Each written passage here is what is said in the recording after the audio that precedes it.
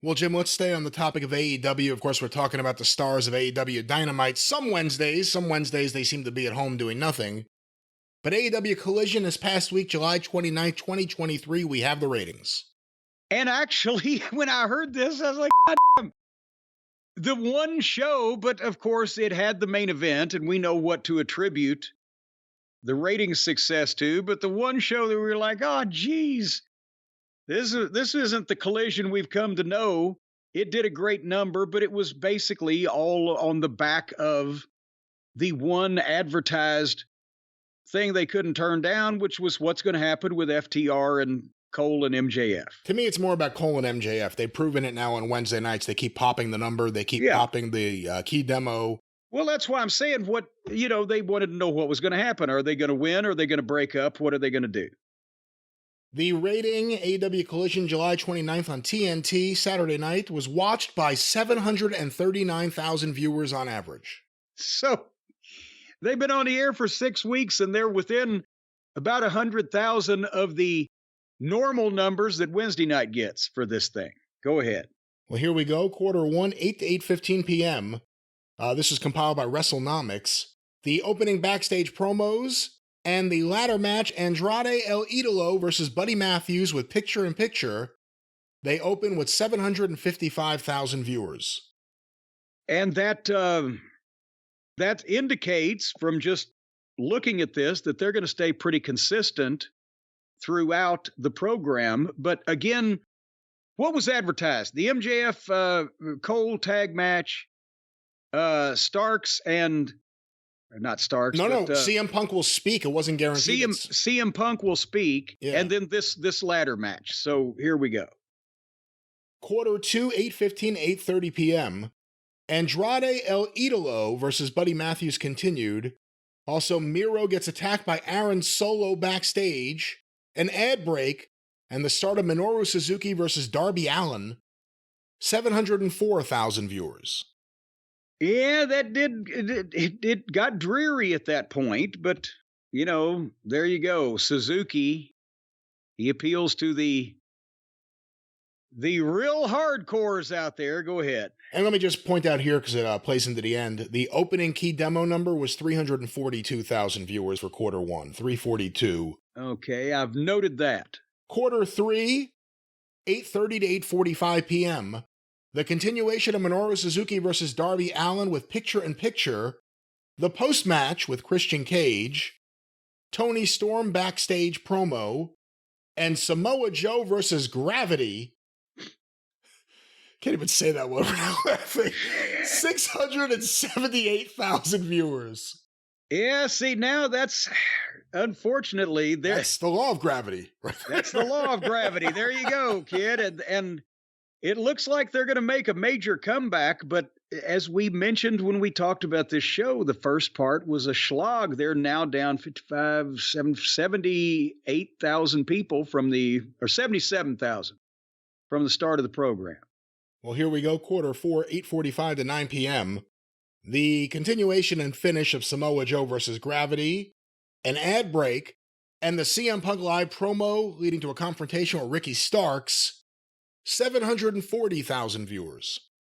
Okay, so suddenly, I wonder what was different to get back 62,000 people in 15 minutes. Well, that leads us to the 9 o'clock hour, quarter 5, 9 to 9:15 p.m. Continuation of Punk's confrontation with Ricky Starks. Action Andretti, Darius Martin, and El Hijo del Vikingo versus the Guns and Juice Robinson with picture-in-picture. 751,000 viewers. Okay, so another 11,000, so we can basically credit Punk. I don't think the sixth man got it. Credit Punk with getting them back from 77,000 down to almost exactly where they were at the start of the program. Where are we now? Quarter 6.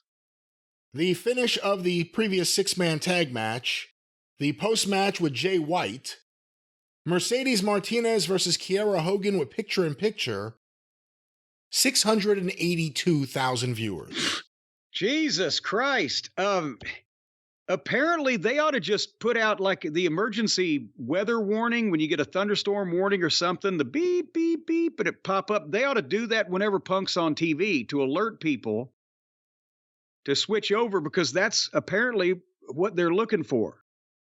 Because now they just went from 751 to 682. That's almost 70,000 people, which is what they just had gained. But it was very similar to kind of a Dynamite booking pattern. Here's Punk, followed by a 6-man match with some talented people, but no one's been presented in a way that would make you really care about this specific match, followed by a women's match out of nowhere. Mercedes Martinez and Kiera Hogan have been nowhere near this program. So it's literally 2 random women for this audience thrown together for this match. But that brings us to quarter 7, 9:30 to 9:45 p.m., an ad break, and FTR versus Adam Cole and MJF with picture-in-picture, 756,000 viewers. Boom, guys. Give me quarter 8 and then we'll talk about it. Quarter 8, there's also a 1-minute overrun, so I'll give you that too. Quarter 8, 9:45 to 10 p.m., continuation of FTR versus Cole and MJF, and the post-match, 837,000 viewers. Jesus Christ. In the key demo, 426,000 viewers, the high, obviously, of the entire episode. And 1-minute overrun, 833 and 422. So they kept for that 1-minute overrun, so that really doesn't matter much. And it's 1 minute, so you don't really get... But yeah, here's what happened. They came on the air with 755,000 people, and within 45 minutes, they had lost 77,000. CM Punk shows up, and they get back the 77,000 they lost. CM Punk goes away, and they lose another 70-something thousand. And then MJF and Adam Cole show up, and they gain the 70-something thousand back, and then get another 80,000 for the last 15 minutes. So basically, if you just gave CM Punk an hour and MJF and Adam Cole an hour, you could do the highest rated show in wrestling. And that's the only way to look at this. And again, Collision, not only, even though they don't keep their audience all the way through, they finish with the same or larger audience than they started with, which is unlike almost any Wednesday night program. And instead of it being a program of attrition where they start with a big number and slowly dribble people away because they're just seeing a bunch of dreck, these people are motivated to see the main event stars of the program, and they apparently keep an eye on it somehow or have a warning system going off so they can pop back in whenever the 3 or 4 interesting people in the company show up. You think Tony's harassing MJF about working more Saturdays already after this number? They've got something here. They've got Punk and the real world champion and the fact that he's going to draw a viewing boom when he comes on the screen. And people can boo him or cheer him, but they've got some strong opinion. And they've got MJF and Adam Cole, where the people, including us, don't know how it's going to end up and don't know what the fuck's going to happen. But it's more entertaining than anything you're seeing most anywhere else, so they want to see it. And they got those fucking 2 things. What else? What do they have on Wednesday night? Jon Moxley and the Blackpool Combat Club, Chris Jericho and Don Callis and their folly.